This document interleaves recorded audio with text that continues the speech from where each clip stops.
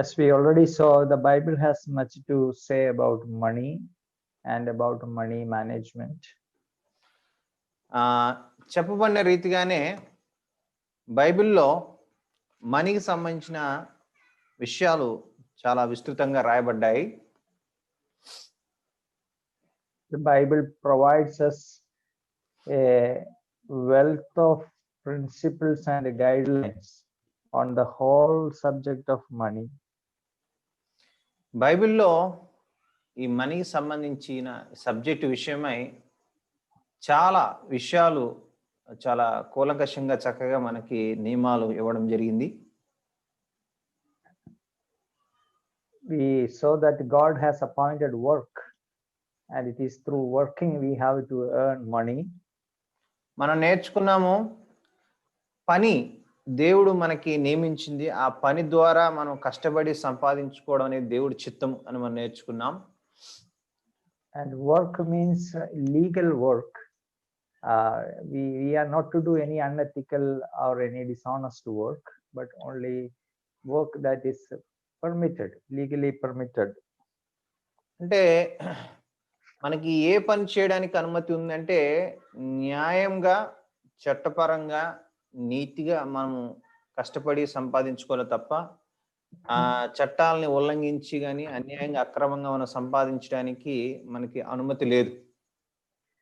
Today we will discuss about the principles of spending and money management. ఈరోజు money మేనేజ్మెంట్కి సంబంధించి principles, ఎలా మనము ఖర్చు పెట్టాలి, ఏ విధంగా మనము మన డబ్బును ఉపయోగించాలి అన్న ప్రాక్టికల్ విషయాలు మాట్లాడుకుందాం. When we think about money management, as Christians, the first thing that should come to our mind is that we are not owners of the money or the property that we have. ఈ money management గురించి ఆలోచించేటప్పుడు క్రైస్తవులుగా మనం గుర్తుపెట్టుకోవాల్సింది ఏంటంటే మనకున్న డబ్బు విషయమే కానీ, మనకున్న ఆస్తి విషయమే కానీ మనం కాదు యజమానులము అన్న విషయం మనం గుర్తుపెట్టుకోవాలి. We are only stewards of the money which God has given to us. దేవుడు మనకిచ్చిన ఈ ఆస్తి పాస్తులకి, మనకు కలిగిన డబ్బుకి మనము కేవలము గృహ నిర్వాహకులము, స్టీవర్డ్స్ అన్నమాట. So we need to be faithful stewards of the money which God has entrusted to our care. కాబట్టి దేవుడు మనకిచ్చిన డబ్బు విషయమై మనము నమ్మకమైన గృహ నిర్వాహకుల వలె జాగ్రత్తగా మనం పనిచేయాలి.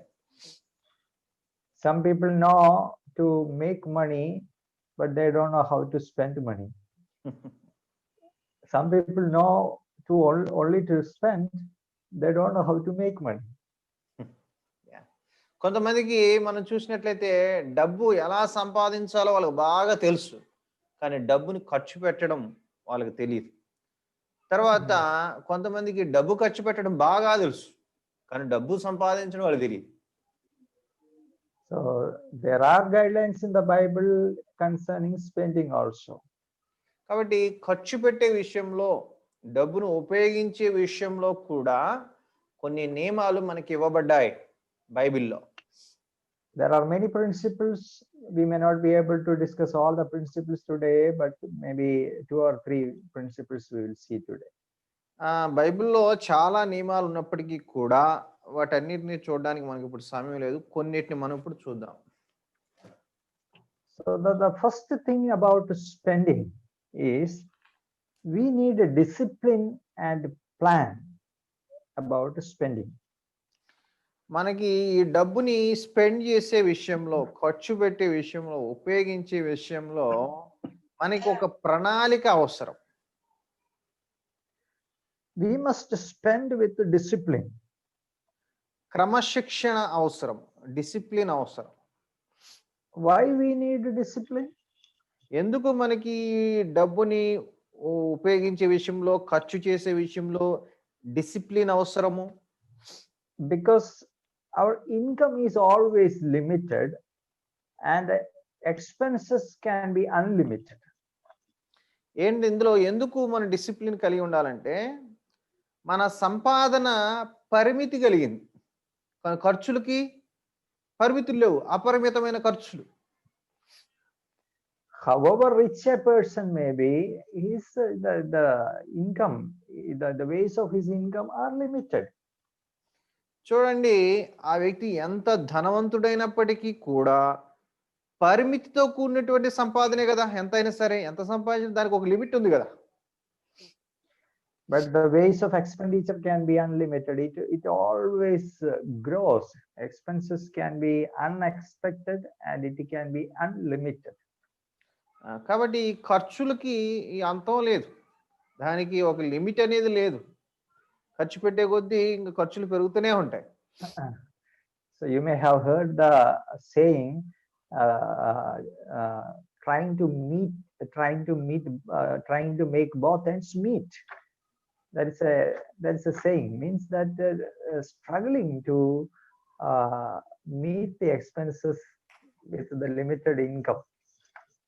Trying to meet both ends, brother? Ends, trying to make both ends meet. Both ends. Okay. So ఇక్కడ రెండు వైపులు చివర్లో ఉన్నాడు. ఒకదానికి రెండు వైపు చివర్లు ఉంటాయి కదా! ఆ ఎండ్స్ రెండిటిని కలపడానికి మనం ప్రయత్నం చేయడం అనేది చాలా కష్టమైన పని. జరిగే పని కాదది. అలాగే ఈ డబ్బు విషయంలో గూడా మనము చాలా జాగ్రత్తగా మనం ఉండాలనే విషయాన్ని మీరు గమనించాలి. So it is necessary for us to exercise discipline and keep our spending under control. కాబట్టి మనము ఖర్చు పెట్టే విషయంలో కొంత కంట్రోల్డ్‌గా మనం ఉండాలి. కొంత నియంత్రణతో మనం ఉండాలి. Discipline helps us to make sure that we have money for what is the most important. ఈ డిసిప్లిన్‌లో మనం గమనించాల్సిన విషయం ఏంటంటే అత్యవసరమైనటువంటి అతి ప్రాముఖ్యమైన దానికి మన దగ్గర డబ్బు ఉండే విధంగా చూసుకోవాలి మనం. And it helps us to avoid the temptation to spend money on things we really don't want. Actually మనకు అవసరం లేనటువంటి వాటి కొరకు మన డబ్బుని అనవసరంగా ఖర్చు పెట్టకూడదు. నీకు అవసరం లేదు. అవసరం లేని దానికోసం నువ్వు అనవసరంగా డబ్బును ఖర్చు పెట్టకూడదు. There is a problem with many people. That problem is impulsive buying. కొంతమందికి ఒక పెద్ద సమస్య ఉంది. ఏంటంటే తోచిందల్లా చూసిందల్లా కొనేయాలనిపించడం. What is impulsive buying? Buying any goods or services without planning. అంటే చూసిందే తడవుగా, తోచిందే తడవుగా కొనేయాలనిపించడం అనేది కొంతమందికి ఉన్నటువంటి అలవాటు. అంటే ప్రణాళిక లేకుండా, ఒక ఆలోచన లేకుండా, ఒక ఏమి ముందుగా ప్లాన్ చేసుకోకుండా టక్కన కొనేయడం అన్నమాట. అది మంచిది కాదు. So there may not be a need for some particular thing, or there may not be any plan for buying a thing, but at a moment's impulse, the person is tempted to buy something, he buys it. That is called impulsive buying. చూసిందే తడువుగా కొనడం, అనుకున్నదే తడువుగా కొనడం అంటే అర్థం ఏంటంటే అసలు ఇది అవసరమా కాదా, ఇది మనకు ఎంతవరకు ఉపయోగం, దీన్ని మనం కొంటే ఏంటి, దీన్ని కొనాలా వద్దా, ఏ విషయాల్ని ఆలోచించకుండా దీన్ని కొనటం వల్ల ప్రయోజనం ఎంతవరకు ఉంది, నష్టం ఎంత ఉంది, ఏం ఆలోచన టక్కన కొనేయాలని ఫీలింగ్ వచ్చింది, కొనేయడాన్ని ఏమంటారంటే ఇంపల్సివ్ బయింగ్ లేకపోతే ఇంపల్సివ్ స్పెండింగ్ అని చెప్పేసి అంటాం. It can be clothes, it can be chappals, it can be food items, or it can be anything. మరి అది ఏదైనా కావచ్చండి. బట్టలు కొనుక్కోవడం కావచ్చు, చెప్పులు కొనుక్కోవడం కావచ్చు, ఏదైనా కావచ్చు. Maybe you went out to the city, you did not have any plan about buying a shirt, but you saw a brand new shirt hanging on a cloth shop and you are tempted to buy that. You bought it. That is an impulsive buying. ఇప్పుడు అసలు మీరు సెంటర్కి వెళ్ళారు, ఏ shirt కొనాలన్న ఆలోచన అసలు మీకు లేనే లేదు.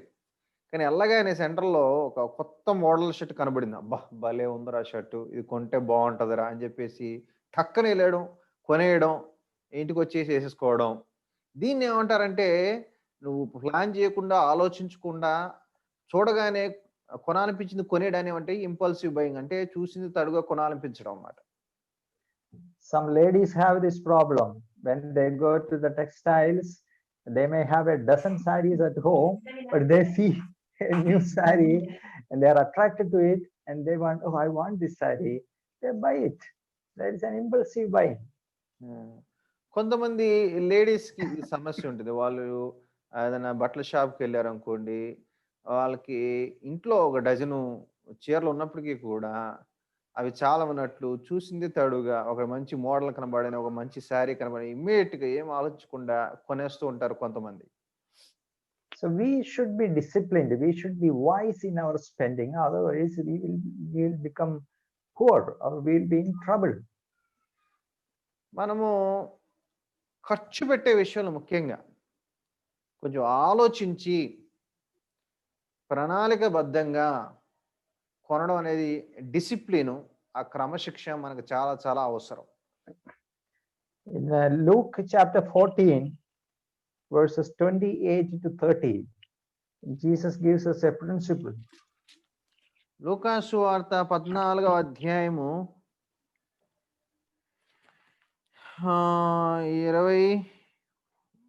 14 verses 28 to 30. 28 నుంచి 30 వరకు చదువుకుందాం. మీలో ఎవడైనా ఒక గోపురము కట్టింపగోరిన ఎడల దానిని కొనసాగించుట కావాల్సిన తన యొద్ద ఉన్నదో లేదో అని కూర్చుండి తగులుబడి మొదట లెక్క చూచుకొనడా. చూచుకొనని ఎడల అతడు దాని పునాది వేసి ఒకవేళ దాని కొనసాగింపలేకపోయినందున చూచి వారందరూ ఈ మనుషుడు కట్ట మొదలుపెట్టిన గాని కొనసాగింపలేకపోయినని అతడు చూచి ఎగతాళి చేయసాగుదురు. So Jesus asks a question. If which of you intending to build a tower does not sit down first and count the cost, whether he has enough to finish it? So this is a principle not only about building a tower or building a house. On every major spending, at least on major spending, we have to sit and plan. That is a principle. ఇప్పుడు చూడండి, ఇక్కడ యేసయ్య ఒక మాట చెప్తా ఉన్నారు. ఒక building tower ఒక కట్టాలనుకున్నప్పుడు, లేదా ఒక ఇల్లు కట్టాలనుకుంటున్నారు మీరు. అసలు మన దగ్గర డబ్బులు ఎంత ఉన్నాయి, మన దగ్గర మనం కట్టగలమా లేదా, ఏమి ఆలోచించకుండా మొదలు పెట్టేస్తే ఏమవుతుంది, ఉన్న డబ్బులు మధ్యలో అయిపోవడం వల్ల ఆ బిల్డింగ్ పూర్తి కాదు. చూసేవాడు అందరూ ఏమనుకుంటారు, రే పెద్ద బిల్డప్ ఇచ్చి మొదలు పెట్టాడు, ఇప్పుడు చూడు ఏం లేదు మధ్యలో ఆగిపోయాడు అని ఎగతాళి చేస్తారు కదా. అంటే యేసయ్య ఏమంటున్నారు, ఆలోచించి పనులు చేయండి అంటున్నారు. So some people start the building without planning. Some people buy car, maybe a big budget car they buy without any planning. People conduct functions. All these things, all the major spendings, we should have a plan, and we should have proper discipline in that area. మీరు ఇక్కడ గమనించాలి, మీరు ఒక ఇల్లు కట్టాలనుకుంటున్నారు, లేదా ఒక car కొనాలనుకుంటున్నారు, లేకపోతే ఇంకేదైనా చేయాలనుకుంటున్నారు, ఒక పెద్ద డబ్బుతో కూడుకున్నటువంటి ఒక పనిని మీరు చేయాలనుకుంటున్నారు. దానికి ముందు మీకు ప్లానింగ్ అవసరం. అది మనకు అవసరమా లేదా, ఇది ఉంటే దీనివల్ల ప్రయోజనం ఏంటి, దీనివల్ల వచ్చే నష్టాలు ఏంటి, ఇవన్నీ బేరీజు వేసుకుని మనం పనిలోకి దిగాలి. I know a person who purchased a brand new car recently.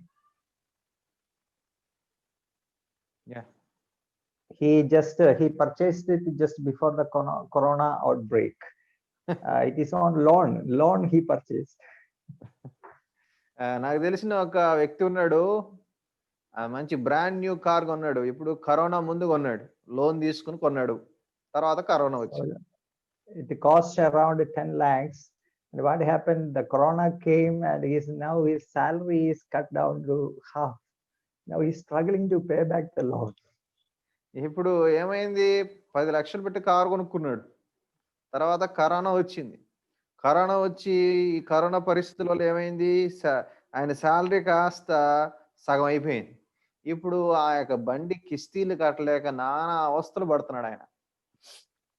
So it was not a proper planning. He doesn't have the capacity to buy that much, but he bought it. వాస్తవానికి అంత 10 లక్షలు పెట్టి car కొనే స్తోమత తనకి లేదు. అయినా గూడా తన శక్తి మించిందైనా గూడా సరే కొనాలనిపించేసింది కొనేసాడు. అక్కడేమైంది సరైనటువంటి ప్రణాళిక లేదక్కడ. So we should not be in a haste to spend things. We should not be impulsive in our decisions concerning buying. We have to plan. We have to exercise discipline. That is what Jesus also teaches us. దీన్ని బట్టి మనం అర్థం చేసుకోవాల్సింది ఏంటంటే, మనము ఏదన్నా ఒక దాన్ని చేసే ముందు, ఏదన్నా ఒక దానికి డబ్బులు ఖర్చు పెట్టే ముందు, ఏదన్నా ఒక దాన్ని కొనే ముందు ప్రార్థన చేయాలి, ప్లానింగ్ చేయాలి. చక్కగా దాని గురించి ఆలోచించి ప్రోస్, కాన్స్ అన్నిటి గురించి ఆలోచించుకొని మనం అడుగులు ముందుకేయాలి. In Proverbs chapter 21 verse 5, సామెతలు 21:5కి వెళ్తే we read like this: the plans of the diligent lead surely to plenty, but those of everyone who is hasty surely to poverty. సామెతలు 21:5 చదివితే, శ్రద్ధ గలవారి యోచనలు లాభకరములు, తాలిమి లేక పనిచేయు వానికి నష్టమే ప్రాప్తించును. So we all have this problem of hasty spending, without proper planned spending, impulsive buying. కాబట్టి మనందరికీ సమస్య ఉంది. ఏంటి? ఆలోచించకుండా తొందరపడి ఏదో ఒకటి కొనేయడం, తర్వాత బాధపడటం అనేది మనం చేస్తూ ఉంటాం. Maybe you just examine. Last time you went out to the city and you purchased many things, maybe which you had no plan to buy at all, or which may not be that much needed also. Last time మీరు సిటీకి వెళ్ళినప్పుడు ఏమేమి కొన్నారో ఒకసారి ఆలోచించండి. అయితే కొన్నారో నిజంగా అసలు అవి కొనాలన్న ఆలోచనతో మీరు వెళ్ళారా? వాటిని కొనాలని మీకు అసలు ప్లానింగ్ ఉందా? అసలు అవి మీకు అవసరమేనా? ఇవన్నీ మీరు ప్లాన్ చేసుకోకుండా, మీకు అవసరమో కాదో ఆలోచించకుండా, తొందరపడి చూసిన వెంటనే, ఫీల్ అయిన వెంటనే కొనేసారా? ఎలా మీరు లాస్ట్ టైం మీరు సిటీకి వెళ్ళినప్పుడు మీ డబ్బులు ఖర్చు పెట్టారు? ఒక్కసారి ఆలోచించండి. Okay. Also, we should be guided by biblical principles while we are planning. We said about planning, okay, but even that planning should be guided by biblical principles. Planning గురించి మనం మాట్లాడుతూ వచ్చాం కదా. ఆ ప్రణాళిక విషయం కూడా మనకి బైబిల్ యొక్క గైడ్లైన్స్ ప్రకారం మనం ముందుకెళ్ళాలి. Because sometimes, why we have planned to do certain thing, or why we have planned to buy something, that we have to examine. Is it really a reasonable cause? అసలు మీరు ఏదన్నా కొనాలి అనుకున్నప్పుడు అసలు నేను ఎందుకు కొనాలి, దీన్ని కొనడానికి కావాల్సిన తగిన కారణం నా దగ్గర ఉందా లేదా అన్నది మనం ఆలోచించాలి. For example, suppose I am going to buy a car. Okay, I need a car, but which brand to select? That's a question. That is something which we have to sit and plan. ఉదాహరణకి నేను ఒక car కొనాలనుకుంటున్నా. ఏ brand నేను కొనాలి అన్నది కూడా నేను ఆలోచించుకుని నిర్ణయించుకోవాలి కదా. Suppose I think like this: all my neighbors are very rich people. They are all having very big cars, big budget cars. If I buy a small car, oh, I will be feeling little. So I am also going for a big car. And that's not the right thing to do. If it is what is needed for me, what is the purpose of buying? What is the motivation behind buying? That should be guided by biblical principles. That's what we said. ఇప్పుడు మా ఇంటి పక్కన వాళ్ళందరూ అటోడు car కొనేసాడు, ఇటోడు car కొనేసాడు, ముందోడు car కొనేసాడు, వెనకాడోడు car కొనేసాడు, అందరు కార్లు కొనేసారు, పెద్ద పెద్ద కార్లు కొనేసారు. నేను కూడా ఒక కారు కొనాలి, వాళ్ళకి రేంజ్లో తగ్గట్టుగా నేను కూడా కొనాలని కొనేసాను అనుకోండి, అది కరెక్టేనా? ఆడెవడో కొన్నాడని నేను కొనాలా? లేకపోతే నాకు అవసరమా, నాకు దీంతో ప్రయోజనం ఉందా, నాకు దీంతో ఉపయోగం ఉందా లేదని ఆలోచించి కొనాలా? కాబట్టి ఆలోచించేప్పుడు బిబ్లికల్ ప్రిన్సిపల్స్ ని గైడ్లైన్స్ మనం ఫాలో అవ్వాలి. So we should remember, as we said in the beginning, we should remember that we are only the trustees of the money which God has given to our hands. We are only the trustees. When we are spending, we have to be very careful, because I have to give account of it to the Lord. కాబట్టి మిత్రులారా, మీరు జ్ఞాపకం చేసుకోవాల్సిన విషయం ఏంటంటే, ఖర్చు పెట్టేటప్పుడు మనం కేవలం గృహ నిర్వాహకులము అన్న విషయం గుర్తుపెట్టుకొని, మనం దేవుడికి లెక్కప్ప చెప్పాలి అన్న విషయం కూడా గుర్తుపెట్టుకొని జాగ్రత్తగా మనం ఖర్చు పెట్టాలి. Okay, so the first is about the discipline. The second principle is we should avoid all extravagance. రెండోది ఏంటంటే, ఆ ఎక్స్ట్రా ఖర్చులు ఏదైతే ఉంటాయో, ఎక్స్ట్రా ఏదైతే మనం చేస్తూ ఉంటాయో అవన్నిటిని కూడా మనము పక్కన పెట్టాలి. వాటి జోలికి వెళ్ళకూడదు. So extravagance is a sin. మనకి లేకపోయినా అనవసరమైన ఎక్స్ట్రాల్స్ కొన్ని కొంటా ఉంటాం కదా, ఇతరత్రాలు అనవసరంగా కొంటా ఉంటాం కదా, వాటికి మనకు అవసరం లేకపోయినా వాటి జోలికి వెళ్ళి వాటిని కొనేయడం అనేది పాపం అన్న విషయాన్ని మీరు అర్థం చేసుకోవాలి. So extravagance means spending more money than reasonable, lavish spending. That is what is extravagance. So it's a sin among Christians. It's a sin for Christians. అంటే ఇప్పుడు ఖర్చు పెట్టాల్సిన దానికంటే ఎక్స్ట్రా ఖర్చు పెట్టడం, ఖర్చు పెట్టాల్సిన దానికంటే ఎక్కువ ఖర్చు పెట్టడం, అనవసరంగా ఖర్చు పెట్టడం, దాన్ని వేస్టింగ్. బైబిల్ ప్రకారం మనం చూసినట్టయితే పాపము అన్న విషయం మీరు మర్చిపోకూడదు. It is wasting of resources, and it is wasting of God's resources. అది ఏంటంటే, దేవుడు నీకు ఇచ్చినటువంటి ఆ యొక్క వనరులు ఏదైతే ఉన్నాయో వాటిని ఉపయోగించాల్సిన దానికంటే ఎక్కువగా మనం వాటిని వ్యయం చేసేసి వాటిని పాడు చేయడం, వృధా చేయడం, వేస్ట్ చేయడం. India is a very poor country, and even in this poor country where there are millions of people starving, extravagance is not less here. There are so many people who are living extravagant lives. చూడండి, మన భారతదేశం అనేది పేద దేశం. ఆ దేశంలో ఎంతో మంది తిండి లేక, కొన్ని వేల మంది, లక్షల మంది తిండి లేక అలమటించిపోతా ఉన్నారు. అట్లాంటి టైంలో నీకున్నదాన్ని వ్యర్థంగా నువ్వు వేస్ట్ చేసేసిన, ఎక్స్ట్రాగా నువ్వు ఖర్చు పెట్టేసిన, అది పాపం అనే విషయాన్ని మీరు అర్థం చేసుకోవాలి. People spend unreasonably for pleasure, for ease, for comfort, and just to show off. People spend a lot. చూడండి, చాలా మంది ఏం చేస్తున్నారంటే సుఖం కోసం, లేకపోతే ఇతరులు ముందు పెద్ద బడాయిపోవాలని, మిగతా వాళ్ళకంటే మేము తక్కువ కాదని చూపించుకోవడం కోసం ప్రెస్టీజ్ పోయి అనవసరంగా ఎక్స్ట్రాగా ఖర్చు చేసేస్తూ ఉన్నారు. In Luke chapter 16, Jesus said the parable of a dishonest manager. లూకాసు వార్త 16వ అధ్యాయంలో అవినీతి పరుడైనటువంటి ఒక పనివాడు గురించి ఇక్కడ ప్రభు మనతో మాట్లాడుతూ ఉన్నారు. In verse 1, 16:1, we read, there was a certain rich man who had a steward, and an accusation was brought to him that this man was wasting his goods.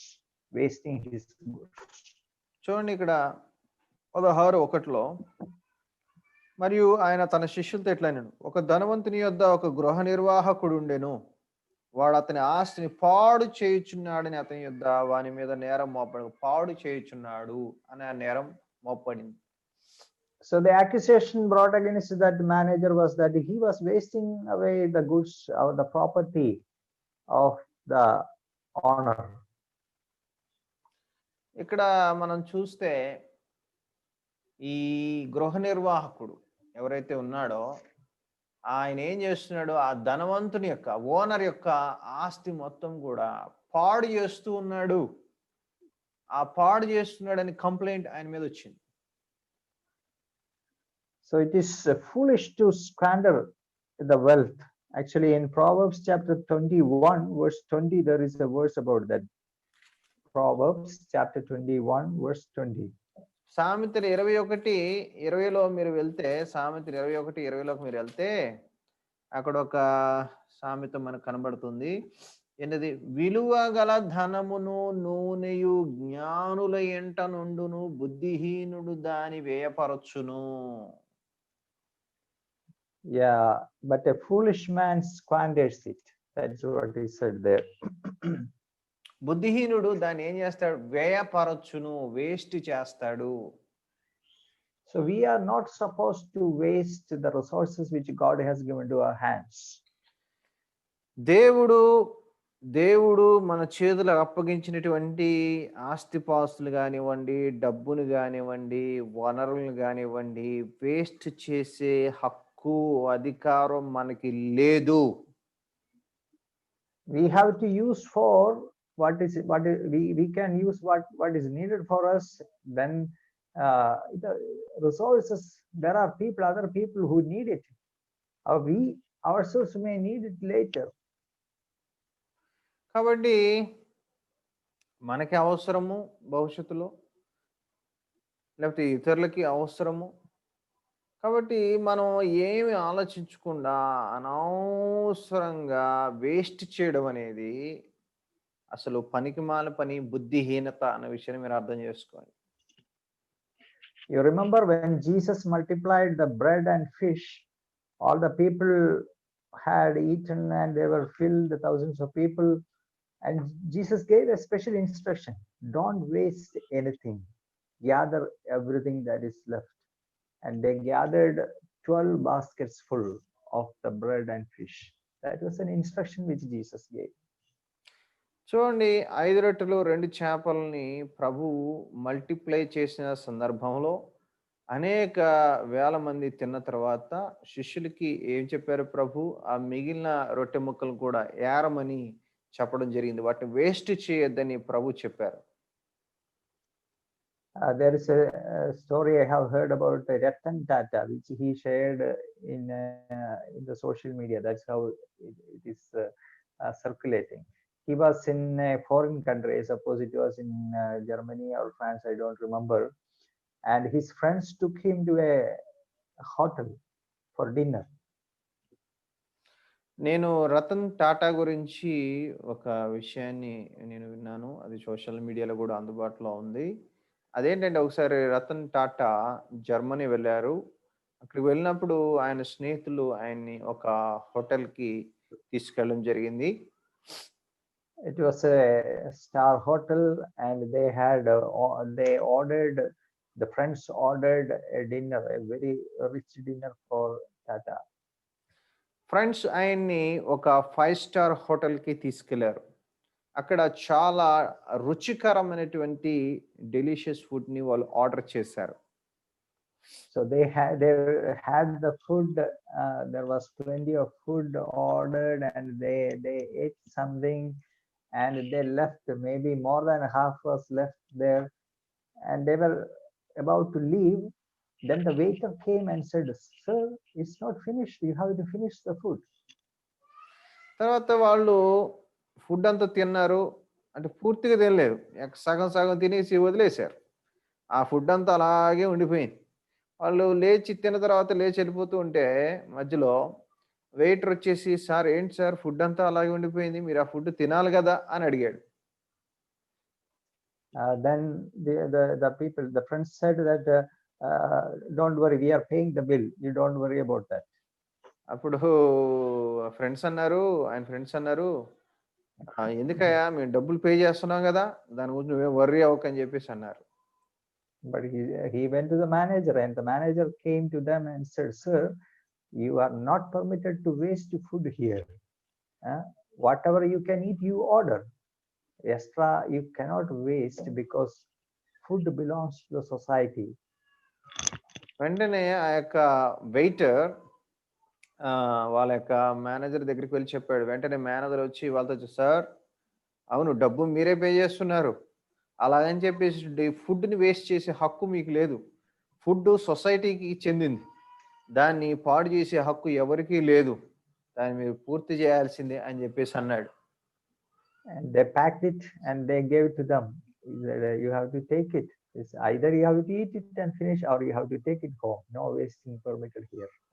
అప్పుడు వాళ్ళు చెప్పారు, సార్ మీరు తిని ఫినిష్ చేస్తే ఫినిష్ చేయండి, లేకపోతే pack చేసి ఇస్తాం, ఇంటికి పట్టుకెళ్ళని తినండి.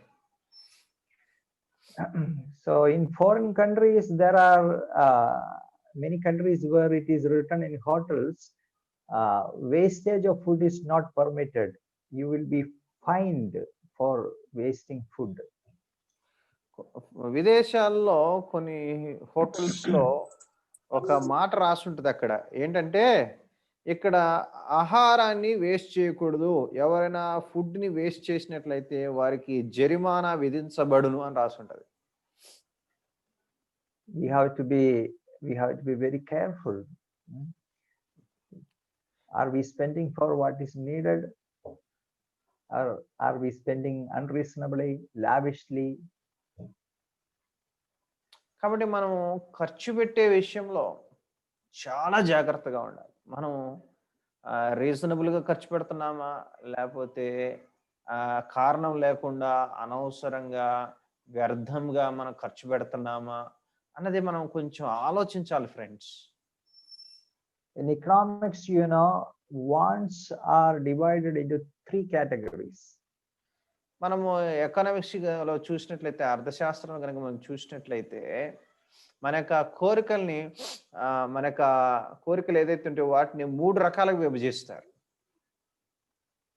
Necessities, comforts and luxuries.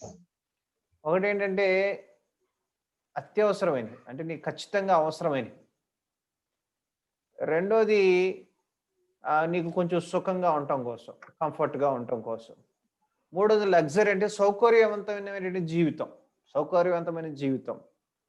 అట్లా 3 కేటగిరీస్ గా విభజిస్తారు. Necessity is something without which you cannot live. Food is a necessity, clothing is a necessity, a shelter is a necessity. కాబట్టి మనం చూసినట్టు నెసెసిటీస్ అంటే ఖచ్చితంగా ఉండాల్సింది, అంటే తినడానికి తిండి, కట్టుకోవడానికి బట్ట, ఉండటానికి ఇల్లు.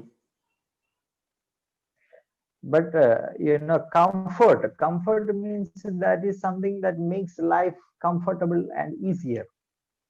రెండోది ఏంటంటే మనకి కంఫర్టబుల్ గా, అంటే కొంచెం సౌకర్యవంతంగా, లేకపోతే ఈజీగా జీవితం ముందుకు సాగాలి, సాఫీగా ముందుకు సాగాలి అనుకునే విధమైన జీవితం. But luxury, luxury is something that gives pleasure, or just prestige, or even for just to show off, people spend. ఇక లగ్జరీ అనేది ఏంటంటే, ఇక లగ్జరీ ఏంటంటే విలాసవంతమైన జీవితం. మనం ఎవడో చూపించుకోవాలి, మన స్థాయి ఎంతో చూపించుకోవాలి, మన స్టేటస్ చూపించుకోవాలి, మన రేంజ్ ఏంటో చూపించుకోవాలి అని దానికోసం తహతాలాడుతూ మించి ఖర్చులు, అనవసరమైన ఖర్చులు, స్థాయిని మించినటువంటి ఖర్చులు చేయడం. We are not telling that we should not go for any comfort. Of course, sometimes comfort is needed, but always luxury is not that needed, or extravagance is not that is needed for us. కాబట్టి మనం గుర్తించాల్సింది ఏంటంటే, yes మనకి సౌకర్యవంతంగా కంఫర్ట్గా ఉండడం తప్పేం లేదు, కానీ విలాసవంతమైన జీవితం, లగ్జరీ లైఫ్ కావాలి. నీకు అవసరం లేకపోయినా దానికోసం ఎక్స్ట్రాగా ఖర్చు పెట్టేయడం, అనవసరం ఖర్చు పెట్టేయడం, లేనిపోని తీసుకొచ్చి మీదేసుకోవడం, భారాలు పెట్టుకోవడం మంచిదే కాదు, మంచిది కానే కాదు. Simplicity is a Christian virtue. మనం చూసినట్లయితే సింప్లిసిటీ అనేది, అంటే సింపుల్ గా జీవించడం అనేది ఒక క్రైస్తవ గుణంగా మనం చెప్పుకోవచ్చు. When our Lord Jesus Christ was on the earth, he lived a very simple life. ప్రభువైన యేసుక్రీస్తు వారు ఈ భూలోకంలో ఆయన జీవించినప్పుడు చాలా సాదా సీదాగా ఆయన జీవించారు. So we also have to imitate him in his simplicity. కాబట్టి మనం కూడా యేసుక్రీస్తు ప్రభువారిని, ఆయన యొక్క సాదా సీదా జీవితాన్ని మనం కూడా మాదిరిగా తీసుకుని అనుకరించి జీవించడం నేర్చుకోవాలి. Okay, let us come to the third principle, that is, we must avoid miserliness. మూడవదిగా మనం ఆలోచించాల్సిన విషయం ఏంటంటే పిసినారి గొట్టులాగా మనం ఉండకూడదు. పిసినితనం అనేది మంచిది కాదు. Miserliness is the opposite of extravagance. ఇది పిసినారితనం అంటే ఈ ఎక్స్ట్రాగా ఖర్చు పెడతాం చూడండి, మనకు అవసరం లేకపోయినా ఎక్స్ట్రా ఖర్చు పెడతాం చూడండి, దానికి ఆపోజిట్ వ్యతిరేక పదం. They are stingy people. They don't spend at all. వీళ్ళు ఎవరంటే పిసిని కొట్టేవాళ్ళు అన్నమాట. అస్సలు పైసా ఖర్చు పెట్టడానికి ప్రాణం విలవల్లాడిపోద్ది వీళ్ళకి. They want to get money, but they don't want to give. They want to gather money, but they don't want to spend. అలాగే డబ్బులు బాగా సంపాదించుకోవాలి, ఒక్క పైసా కూడా ఖర్చు పెట్టకూడదు. ఎంత వీలైతే అంత డబ్బు అంతా సమకూర్చుకోవాలి, అస్సలు ఏమీ ఖర్చు పెట్టకూడదు అన్నది వీళ్ళ ఆలోచన. A tight hand, very difficult to open it. వాళ్ళు గట్టిగా పిటికిలి బిగించి ఇలా పట్టుకుంటారు, దాన్ని ఓపెన్ చేయడానికి అస్సలు ఇష్టపడరు అన్నమాట. In every society there will be some misers, and you may have heard the stories of misers. ప్రతి సమాజంలో కూడా పిసిగొట్టు మనుషులు ఉంటారు. వాళ్ళ గురించి చాలా స్టోరీలు కూడా మీరు వినే ఉంటారు. Some people don't eat adequate because they are so stingy to spend on food. కొంతమంది కనీసం తినడానికి తిండి విషయంలో కూడా పిసిగొట్టేలాగా ఉంటారు. అంటే కనీసం సరైన ఫుడ్ కూడా తినమ్మో, డబ్బులు అయిపోతాయి, అంత డబ్బులు మనకు వద్దు, అంత రేటా వద్దు అని చెప్పేసి తినే విషయంలో కూడా మరి రాజీ పడిపోయి చాలా దారుణంగా ఉంటారు కొంతమంది. And this is actually something has to be avoided. This is not something a good thing, a good character. పిసినారితనం అనేది మంచి క్యారెక్టర్ కాదండి. అది మంచి క్యారెక్టర్ కాదు, మంచిది కాదు. Anyway, stinginess is not a Christian virtue at all. It is something that has to be avoided in every culture, not only in Christianity. Everywhere people don't like stingy people. చూడండి, ఎక్కడైనా సరే ఈ పిసినారు వాళ్ళని ఎవ్వరు ఇష్టపడరు, పిసినారు వ్యక్తుల్ని ఎవ్వరు ఇష్టపడరు. క్రైస్తవ్యం కూడా దాన్ని సపోర్ట్ చేయరు. Actually, we need to be generous people, not extravagance, but we need to be generous people. మనము అతిగా ఖర్చు పెట్టే వాళ్ళుగా ఉండకూడదు, ఖర్చు పెట్టడానికి మరీ వెనకాడే పిసినారోల్లాగా కూడా ఉండకూడదు. కానీ దాతృత్వం కలిగి మనము జీవించాలి. We will read some verses from Proverbs. సామెతల్లోంచి కొన్ని మాటల్ని మనం చదువుకుందాం. Chapter 11 verse 24. Proverbs chapter 11 verse 24. సామెతలు 11:24. The generous, there is one who scatters yet increases more, and there is one who withholds more than is right, but it leads to poverty. వెదజల్లి అభివృద్ధి పొందువారు colour, తగిన దానికన్నా తక్కువ ఇచ్చి లేమికి వచ్చువారు కలరు. And 25 and 26 also, brother. ఔదార్యము గలవారు పుష్టి నొందుదురు, నీళ్లు పోయేవారికి నీళ్లు పోయబడును. 25-26 చూస్తే ధాన్యం బిగబట్టు వానిని జనులు శపించదు, దానిని అమ్మువాని తల మీదకి దీవెన వచ్చును. So people will curse him who withholds grain. Suppose there is a famine and there is grain with somebody, but he is not giving it, not even selling it, he is withholding it. So people will curse such people. చూడండి, కరువు వచ్చింది, కరువు రాగానే వాడి దగ్గర ధాన్యం బాగా ఉంది. కరువు వచ్చినప్పుడు పాపం జనాలకు అమ్మాలి కదా, వీడు అమ్మడు, రేటు బాగా పెరిగినప్పుడు అమ్ముకుందాం అని చెప్పేసి స్టాక్ అలాగే పెట్టుకుంటాడు. ఇప్పుడు జనాలు ఏం చేస్తారు, వాడిని తిట్టుకుంటా ఉంటారు, శపిస్తూ ఉంటారు. Proverbs chapter 23 verse 6-8 gives an advice to us.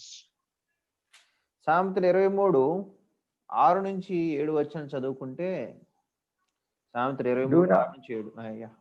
Do not eat the bread of a miser, nor desire his delicacies. ఎదుటివాని మేలు వార్చలేని వానితో కలిసి భోజనం చేయకము, వాని రుచిగల పదార్థమును నాశింపకము. అట్టివాడు తన ఆంతర్యములో లెక్కలు చూచుకునేవాడు. తినుము, తాగుము అని అతడు నీతో చెప్పునే గాని అది హృదయంలో నుండి వచ్చు మాట కాదు. నీవు తినిన దాన్ని కక్కివేయదు, నీవు పలికిన ఇంపైన మాటలు వ్యర్థములగును. So stingy people, if some guest comes to their home, by compulsion they may say, okay, eat, but in their heart they may be saying, don't eat much. That is what. పిసినారోడి ఇంటికి మనం అన్నం తింటాకి వెళ్ళాం అనుకోండి, భోజనాలకు పిలిచాడు అనుకోండి, మనం గెస్ట్గా వెళ్ళాం అనుకోండి, వాడు మొక్కేసుకోండి, కొంచెం మొక్కేసుకోండి, కొంచెం తినండి అంటాడులే, కానీ లోపల నో అని చెప్తే బాగుండు, వద్దని అంటారేమో అని చెప్పేసి లెక్కలు వేసుకుంటా ఉంటాడు. నోట్లోంచి ఏమో తినమని అంటాడు, మనసులో మాత్రం వద్దు అనుకుంటాడు. There are some people who, when they travel together and all, they will say, if you okay, let's go to a hotel and we'll have food. They'll say, no need, I don't want. Why? They think that maybe they also will have to spend, so they will avoid such circumstances. మనం కలిసి ఎక్కడికన్నా భోజనం చేయడానికి మనం వెహికల్లో వెళ్తున్నాం, కొన్ని ప్రయాణం చేస్తున్నాం, ఆకలి వేస్తుంది, హోటల్కి వెళ్ళి తినాలి. అప్పుడు హోటల్కి వెళ్ళి తిందామా అని ఎవరైనా అన్నప్పుడు, వద్దు ఎందుకు తినడం, కావాలంటే మీరు వెళ్ళి తినేసిరండి, నేనైతే రాను అంటారు. ఎందుకు? వస్తే ఈడెక్కడ బిల్లు పే చేయాల్సి వచ్చిద్దు అని ఈడు భయం. But stinginess leads actually to poverty, but generosity begets generosity. Yeah? Generosity leads to prosperity, but stinginess leads to poverty. మీరు గమనించాల్సిన విషయం ఏంటంటే, ఎంత బెగబట్టుకుని మరీ పిసినారిగా ఉండేవాళ్ళు చివరికి వాళ్ళు నష్టపోయి పేదవాళ్ళు అవుతారు, అందులో డౌట్ లేదు. అలాగే దాతృత్వంతో, ఔదార్యంతో ఇతరులకి సహాయం చేసేవారు వాళ్ళకి ఏ మేలు కొదువు లేకుండా వాళ్ళు సంతోషంగా ఉంటారన్న సత్యాన్ని కూడా మీరు గుర్తించాలి. That is what we read in 11:24. There is one who scatters yet increases more. Scatters means that is not extravagant spending. There is a person who is very generous. He is generously giving to everybody, but it is increasing. For him, it is increasing. But there is another fellow, he is very stingy. He is not even spending for necessary things, but he later becomes poor. See? మనం చూసినట్లయితే ఎవరైతే మరి దాతృత్వ హృదయంతో వెదజల్లి అభివృద్ధి చెందిన వాళ్ళు కూడా ఉన్నారండి, కానీ ఇవ్వాల్సింది కూడా ఇవ్వకుండా బెగబట్టేసి పిసినారతనంగా ఉండి వాళ్ళు నష్టపోయి పేదరికంలోకి వచ్చిన వాళ్ళు కూడా ఉన్నారు అన్న విషయాన్ని మీరు దయచేసి గుర్తించాలి. In Psalm number 112, we read about a person. కీర్తన 112లో ఒక మనిషి గురించి మనం చదువుతాము.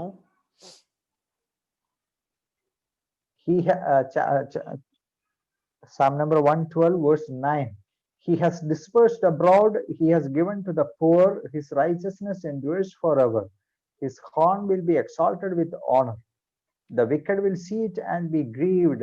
He will gnash his teeth and melt away. The desire of the wicked shall perish. 112వ కీర్తన 9వ వచనం చూస్తే, వాడు దాతృత్వం కలిగి బేదలకిచ్చును, వాని నీతి నిత్యము నిలుచును, వాని కొమ్ము ఘనత నుండి హెచ్చింపబడును అని మనం చూస్తున్నాం. So he is a person. Who is this? He has dispersed abroad, he has given to the poor, his righteousness endures forever. About whom is that? Some people think that it is about God. That verse is not speaking about God. చూడండి, ఈ యొక్క వచనము ఎవరి గురించి మాట్లాడుతుంది? దేవుడి గురించి మాట్లాడలేదు అది. That verse is speaking about the man of God, a person who fears God and who lives a godly life. ఈ వాక్యం ఎవరి గురించి మాట్లాడుతుంది? దేవుని యందు భయభక్తులు కలిగి దేవునికి భయపడి దేవునికి ఇష్టానుసారంగా జీవించే వ్యక్తి గురించి మాట్లాడుతున్నటువంటి ఆ వాక్యం అది. So generosity begets generosity. Generosity leads to prosperity, but stinginess leads to poverty. ఇక్కడ మనం చూసినట్లయితే దాతృత్వము అనేది అభివృద్ధిని తీసుకొస్తుంది, పిసినారితనం అనేది నష్టాన్ని తీసుకొస్తుంది. Okay, let us keep in mind these things. 3 principles we considered. One is about discipline in spending. Second is about avoiding extravagance. And the third one is about avoiding stinginess. మనం ఈరోజు డబ్బుని ఖర్చు పెట్టే విషయంలో 3 విషయాలు నేర్చుకున్నాం. నెంబర్ 1 డిసిప్లిన్, ఖర్చు పెట్టే విషయంలో క్రమశిక్షణ, ప్రణాళిక ఉండాలి. 2 అతిగా ఖర్చు పెట్టకూడదు, వేస్ట్ చేయకూడదు. 3 పిసినారిగా కూడా ఉండకూడదు అన్న 3 సత్యాల్ని, 3 నియమాల్ని డబ్బుని ఖర్చు పెట్టే విషయంలో మనం నేర్చుకున్నాం. Let us be disciplined in our spending. Let us put into practice these biblical principles. కాబట్టి మనము ఈ డబ్బుని వినియోగించే, ఖర్చు పెట్టే, ఉపయోగించే విషయంలో ఈ 3 నియమాల్ని తప్పక మనం గుర్తుపెట్టుకొని వాటి ప్రకారము మనము ఈ డబ్బుని వినియోగించాలి, ఖర్చు పెట్టాలి. దయచేసి ఈ విషయాన్ని మీరు సీరియస్గా ఆలోచించవలసింది ప్రేమతో మనం చేస్తున్నాం. More about spending we will consider next week if God permits. Now for today it's enough. Let's close. మిగతా ఇంకా ఇక డబ్బుని మనము స్పెండ్ చేసే విషయంలో, ఖర్చు పెట్టే విషయంలో ఇంకా చాలా నియమాలు ఉన్నాయి. వాటిని నెక్స్ట్ వీక్ మనం నేర్చుకుందాం. ఈ రోజుకి ఇవి చాలు.